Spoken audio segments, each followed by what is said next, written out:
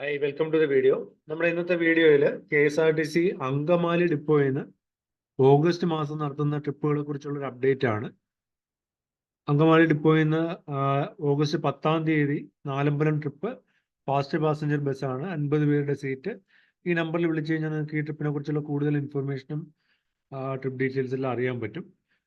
ഇപ്പോൾ ഓഗസ്റ്റ് 10-ാം തീയതി നാലമ്പലം, ഓഗസ്റ്റ് 11-ന് മാമലക്കണ്ടം ട്രിപ്പ് ചാർട്ട് ചെയ്തിട്ടുണ്ട്. ഓഗസ്റ്റ് 18-ന് ചതുരംഗപ്പാറ ട്രിപ്പുണ്ട്. ഓഗസ്റ്റ് 25-ന് സി അഷ്ടമുടി ട്രിപ്പുണ്ട്. ഇത്രയും ട്രിപ്പാണ് നിലവിൽ KSRTC അങ്കമാലി ഡിപ്പോയിൽ ചാർട്ട് ചെയ്തിരിക്കുന്നത്. കൂടുതൽ ട്രിപ്സ് ചാർട്ട് ചെയ്യാനുള്ള പ്ലാൻസ് നടക്കുന്നുണ്ട്.